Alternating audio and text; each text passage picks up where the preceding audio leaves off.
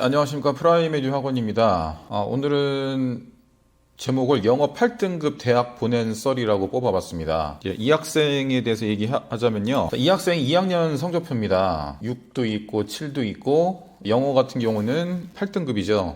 그러니까 2학년 2학기 때는 정말 공부를 안 한 것 같아요. 공부에 손을 놨죠. 그리고 이 학생이 3학년 중간고사 때 저희 학원에 처음으로 왔습니다. 그때 처음 이제 영어 공부를 시작했는데, 이 8등급이란 얘기는 그야말로 아무것도 모른다는 얘기입니다. 단어도 아무것도 모르고 그야말로 아무것도 없는 거죠. 근데 특징이 뭐였냐면은 태도는 정말 2, 3등급이었어요. 굉장히 성실하고 왜 이렇게 이때까지 공부 안 했을까 하는 생각이 들 정도로 굉장히 성실했습니다. 보통 저희 학원 같은 경우에는 일주일에 2번 정도 고등학생이 오는데, 뭐 많이 오는 학생은 3번 정도 오는데, 이 학생은 정말 매일 학원에 왔습니다. 시키지 않아도 매일 와서 조금씩 하고 가겠다. 자기가 스스로요. 자기가 혼자 도저히 못하니까 이제 제가 옆에서 필요했던 겁니다.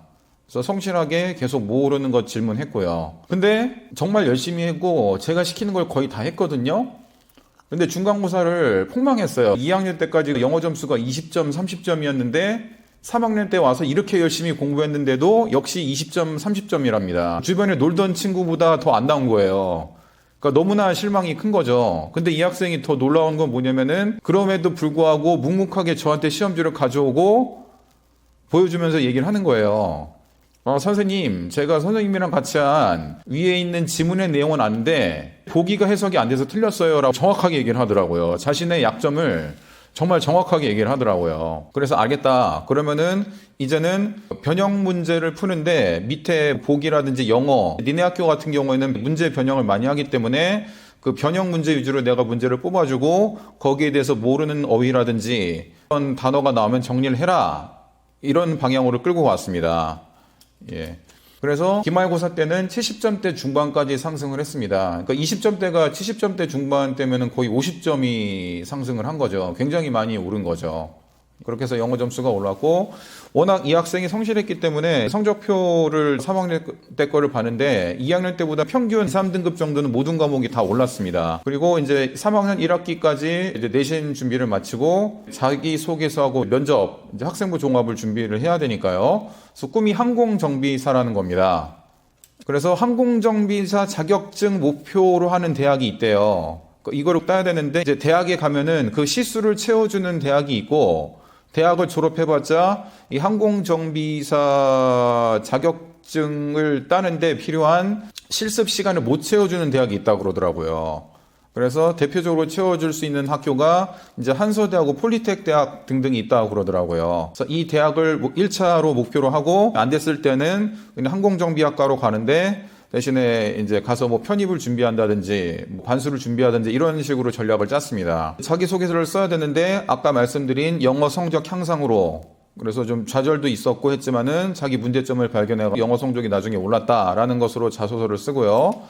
학생 자치 활동을 했었습니다. 이 학생이 구체적인 꿈이 뭐냐면은 항공정비 관련된 부사관, 군인 쪽이 목표였어요. 군인 생활을 해야 되려면은 역시 규칙에 대한 중요성을 강조해야 되기 때문에 학생 자치 활동하면서 좀 내가 그런 것을 미리미리 배웠다라는 걸 강조를 했고요. 그 다음에 항공 분야의 자율 동아리를 가입해서 거기에서 공부한 거, 그거 3가지를 이제 주로 강조를 했습니다. 문제가 뭐냐면은 이제 폴리텍이란 대학은 이 토익 점수가 있으면 내신 점수에 어느 정도 이득을 준다고 하더라고요. 그래서 500점이면은 몇 퍼센트가 이득이고 600점이면은 몇 퍼센트가 더 이득이고, 이런 식으로 토익 점수를 제출하면 좋다고 그러더라고요. 그래서 토익까지 공부해야 되는 이제 그런 상황이 왔습니다. 그리고 이거는 이제 이 학생은 모르는 건데, 그러는 도중에 이제 아버님께서 한번 저하고 상담을 하자고 요청을 하셨습니다. 그래서 아버님과 상담을 했는데, 이제 아버님께서 저한테 오셔서 하시는 말씀이, 우리 자식이 다 컸으니 잘 안 듣는다. 대신 선생님께서, 이제 아버님께서 하시고 싶은 말씀을 대신 해주시고 우리 아들 잘 봐달라고 말씀을 하시더라고요. 그 말을 들었는데 굉장히 마음이 짠했습니다. 저도 아들을 키우는 입장에서, 저도 10년 후면 우리 아들이 이제 고3이 될 텐데 저의 10년 후의 모습을 보는 것 같기도 하고 마음이 굉장히 짠했습니다. 저한테 헤드셋을 사가지고 아버님께서 오시더라고요. 그래서 우리 아들이 이제 토익 준비를 해야 되는데 그냥 들으면은 별로 안 좋으니까 헤드셋으로 끼면은 이제 음질도 좋고 듣기가 더 잘 될 거 아니냐. 저한테 헤드셋을 사다 주시더라고요. 헤드셋이 아버님의 마음 아니겠습니까? 그게 뭘 의미하는지는 제가 정확하게 아니까 예, 굉장히 마음이 짠하더라고요. 정말로요. 그래서 예, 물론 이제 학생한테는 얘기를 안 했죠. 이제 지금 이 유튜브를 찍으면서 이제 지금에서 얘기를 하는 겁니다. 이 학생도 이제 이 유튜브를 분명히 볼 텐데 하여튼 그런 일이 있었어요. 그리고 면접 준비하고 토익 공부를 같이 시작했는데 저희 학원은 대입 준비하는 학원이지 이 토익을 가르치는 학원이 아니어서 제가 학생한테 토익 전문 학원 가서 그냥 공부해라. 우리 학원은 토익을 가르치는 학원이 아니고 뭐 자소서나 면접 그리고 대입 영어다. 이 대입 영어랑 토익 영어와는 다르다라고 얘기를 했습니다. 근데 학생이 싫어서 여기서 할래요 이러더라고요. 그래서 그러면 알겠다. 그래서 저랑 같이 공부를 했습니다. 저도 예전에는 그래도 나름 토익을 980점까지 딴 사람이기 때문에 이 토익에 대한 완전히 감각이 없지는 않거든요. 그래서 오랜만에 토익을 같이 제가 공부하면서 학생을 좀 가르쳐 봤습니다. 그리고 저도 같이 시험을 보러 갔었습니다. 한 3번 정도 보러 갔는데요. 제가 토익 시험 보러 간 이야기는 제가 유튜브를 따로 한번 찍어서 올려보도록 하겠습니다. 예, 거기에 대해서 굉장히 할 말이 많거든요. 그래서 한서대하고 폴리텍이 1차가 합격해서 면접을 보러 갔습니다. 근데 안타깝게 탈락을 했죠. 다른 전문대에는 붙었다고 그러더라고요. 거기서 이제 반수 생각을 하고 있었습니다.